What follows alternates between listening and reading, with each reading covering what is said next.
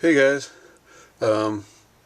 so I've been looking for cheap pedals online because I think they're kind of fun, and I found some interesting ones, and I found some ones that I think are pretty useful, maybe more so in a synth setting than in a guitar setting. And I got my mystery pedal that I think I got for a pretty good deal on eBay.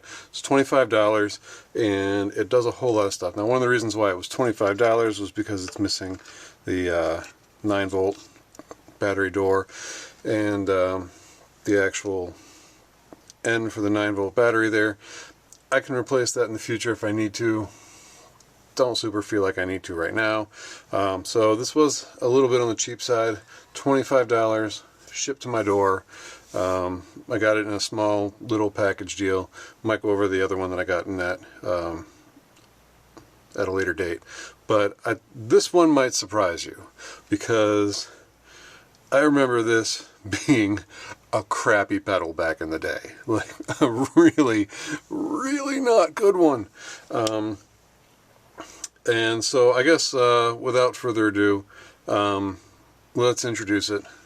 It is the Zoom 505 for guitar.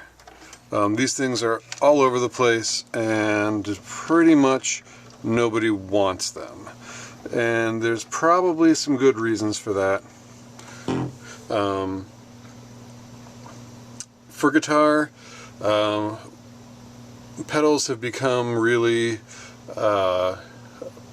almost like a source of voodoo. I mean, everybody's got their favorites. There's some standards like the Tube Screamer, you know, the Rat pedal, Big Muff Pie. There's all kinds of clones of those, and you know, people get really into like what kind of transistors were used. Were they germanium? You got to use germanium transistors, and so basically, there's a whole lot of like analog. I don't want to say nitpicking, but sort of like tonal soul voodoo stuff going on in stomp boxes for guitars. And this is not that at all. This is digital Hundy P. I don't think there's anything analog in it. It does some digital modeling.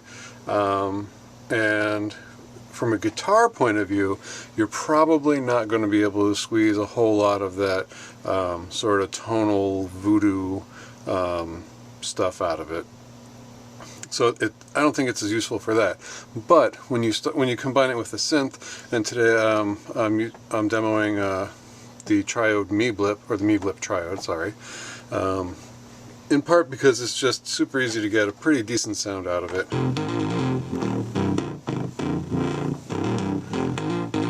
And I do hear some artifacts in there that need to be tamed, and I'm going to try and do that a little bit with this pedal.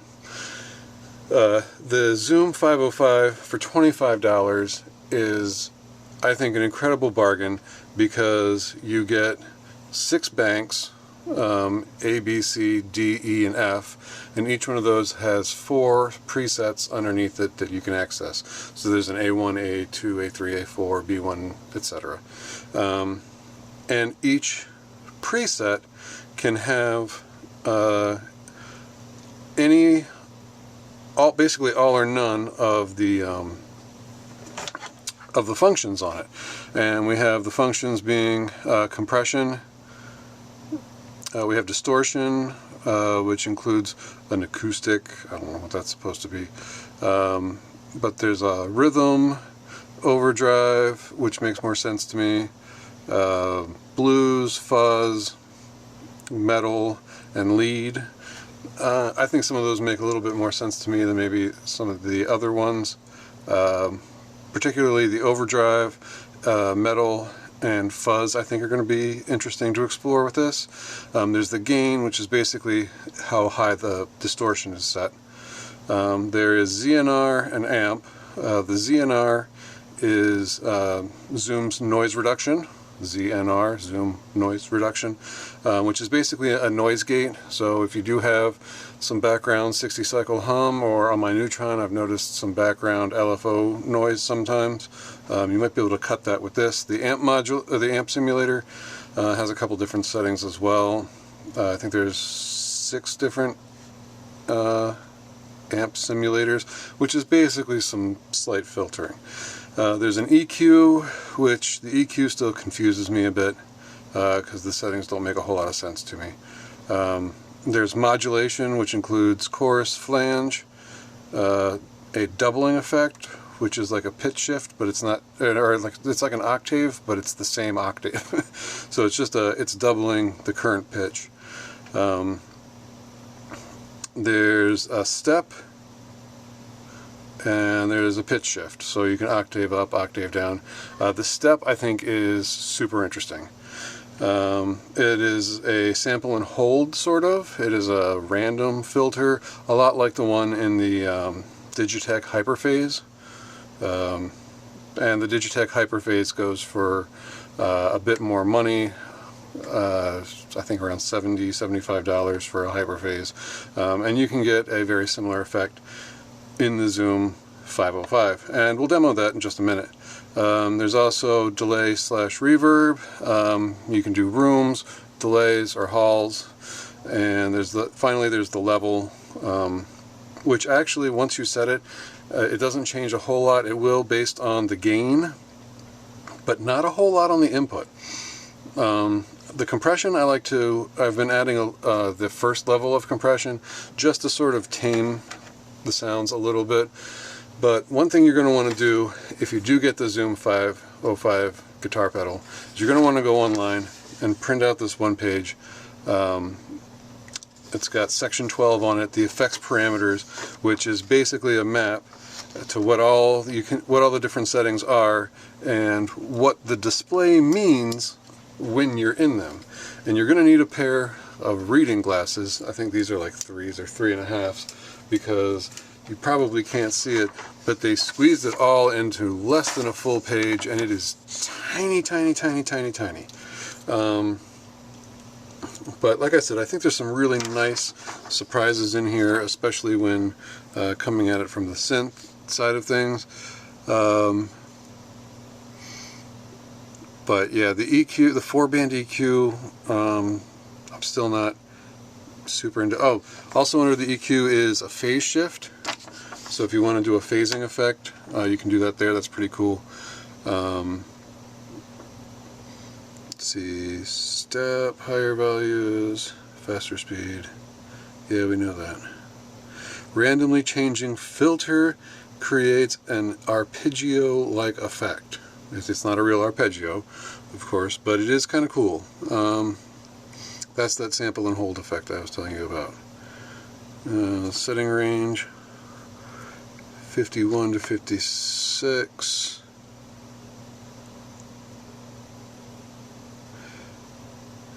Faster, higher speeds, step. Oh, and then 57 through 59 is step. Is like a step phase shifter almost with a chorus, so you can kind of combine some effects, and that's kind of one of the bummers of this. You're going to find is that if you really like knobs, there's no knobs on this. There are variations, but you are limited into what you can assign. For example, for the compression, but there's in its defense, there's a lot of different settings. There is for the compressor, you can set it from between basically 1 to 9, 8 different levels of compression. And you know, I'm not going to say like you got to be able to find what you need in there, but at least in terms of $25, you know, small footprint for what it is and for all that it does. I think you can make something work. It also has a limiter. It has an auto wah on the compressor, and it also has a pedal wah. You can plug in right there an expression pedal, and there are some effects that are expression pedal control, can be expression pedal controlled, including the pedal wah. There's also a pitch down and pitch up expression pedal controlled effect that you can do with this, and in that sense you get something similar to a whammy pedal for $25 plus the cost of the expression pedal, which you can sometimes find those for another 25, 30, 35, I don't know, $40, somewhere in there. They're not crazy, but they're not that cheap either. So now that I've kind of like given an overview of the Zoom 505, let's hear a little bit of what it can do. Starting with the dry tone that I've picked out from the Meeblip. It's a little bassy.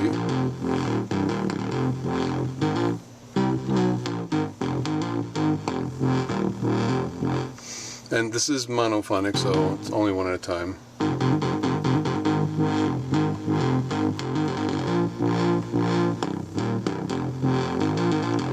There's also a little bit of a pop to it.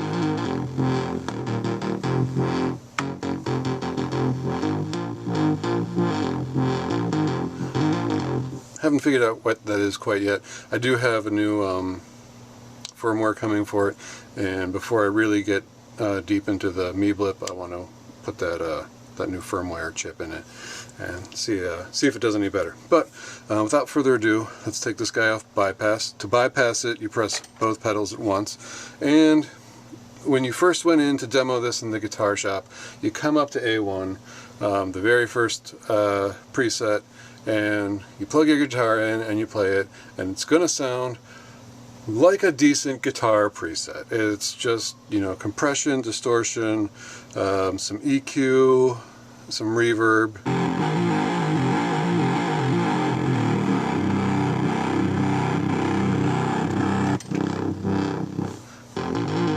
You can hear it's grungier, but it's also a little filtered.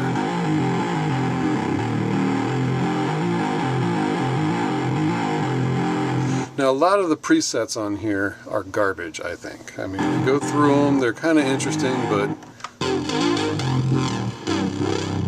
And the levels are all over the place, too, in the presets.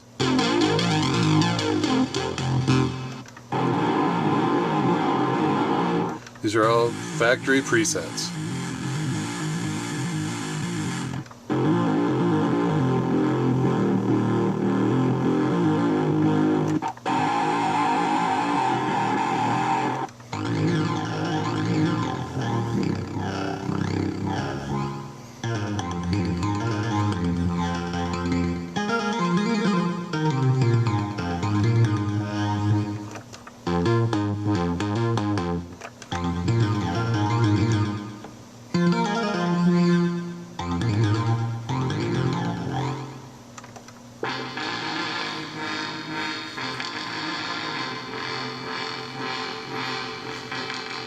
Now, say we wanted this preset and we want to go a little bit louder. It's pretty easy. You press the edit button, and that starts a blinking light at compressor. You can use the up and down pedals to take it to level. It's at 25. If we take it to 27, and it's real time as soon as you make the change. You can hear it. You press edit again. You go into play mode. If you want to save it, you press store, and it blinks. Kind of like, are you sure? And then you do it again and it goes fast, like, yay, you saved it. So I was pretty unimpressed with the sounds in general until I came to D3.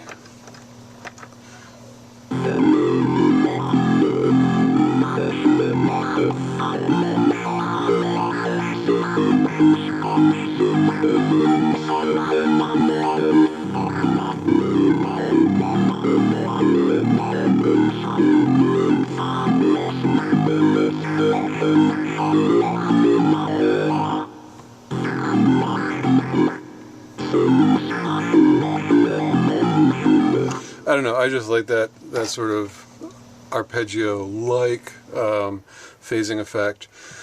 It's that sample and hold, it's kind of random. You can combine it with like a random arpeggio.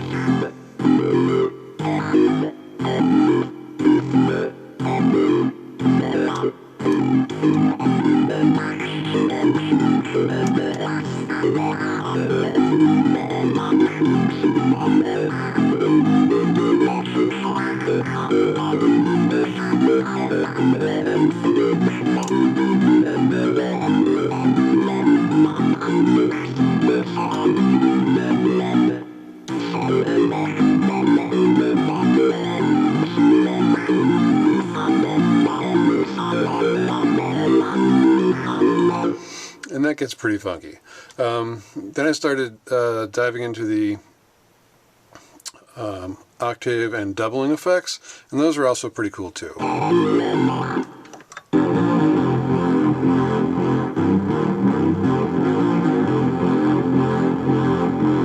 believe this has the doubler on it. Let me just double check. Be in the mod. Nope, this says P7, sorry, which, gotta get the magnifiers on. P7, that's a pitch shift, slight up, down, I don't know, I can barely read it, it's tiny. But there are doubling in here. Let's see. P7. And then you change, once you're in edit mode and it's blinking, you change the value.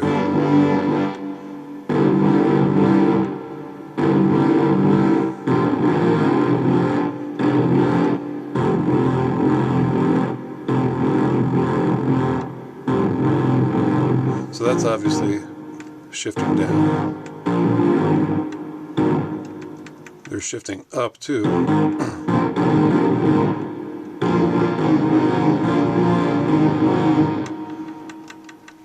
It can sound a little garbled. That's the random. Then when you get to the D's, that's the doubling.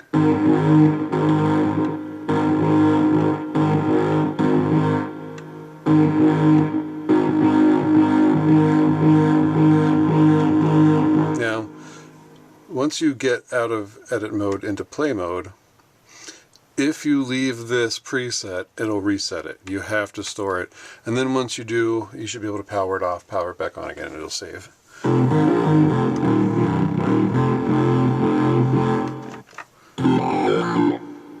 Oops.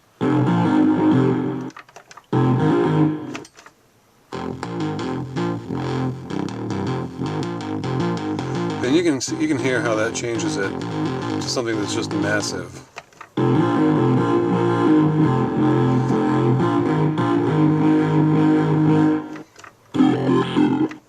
Keep doing that.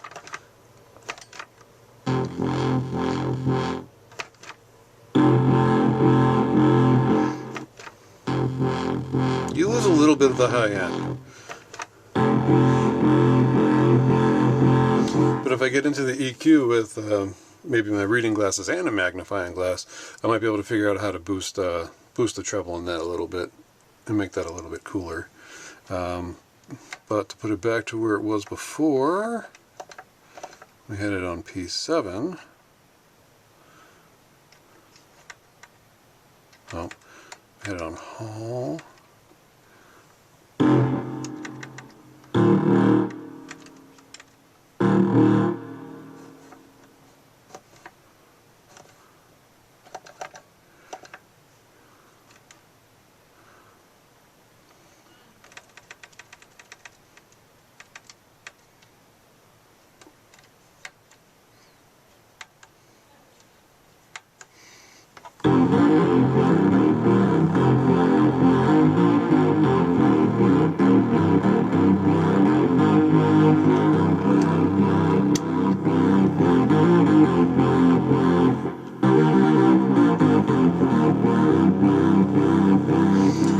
So I was thinking a fun thing, or a useful thing maybe I should say, that you can do with this pedal is that if you have a sequence of effects or effects changes that you want to do over the course of a song, you can program them in a bank. So if you have like 4 of them, you can program them A1, A2, A3, A4 and go through the sequence. You will possibly run into another problem with this pedal, and that's that it is choppy between transitions.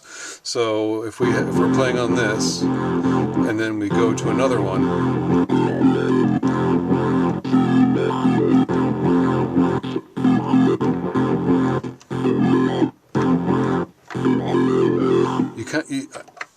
You got to do something. I don't know. You have to maybe like fade that instrument out for a second and switch. But yeah, even if they're right back and back to back, you still have a pretty sharp cut between effects, and that kind of stinks, to be quite honest. I wish that were different, but I still think for like $25, $35 shipped to your door, it's kind of hard to beat all the stuff you got to play with in here. Another useful thing that you can do with the 505 is to treat it kind of like a multi-tool, where you can have some presets that aren't necessarily really exciting, but just super useful. And I think I put that on D1.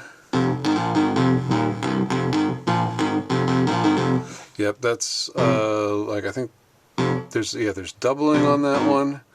There's compressor, no distortion, a little noise reduction, and delay reverb, and some EQ.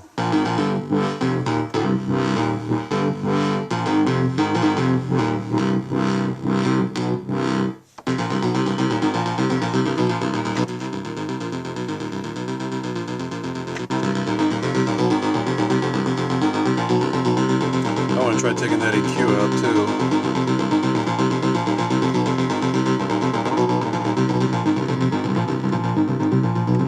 So you can go through and hear it and listen to it.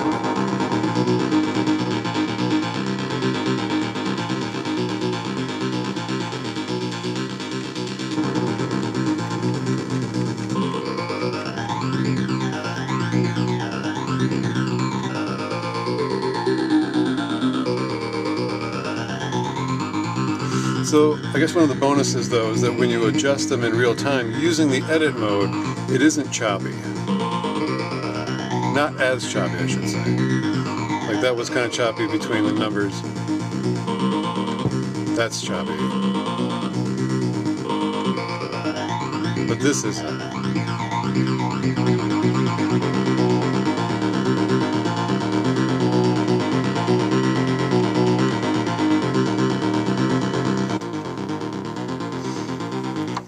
So that's another thing you could do with it. So you could set it up as sort of like,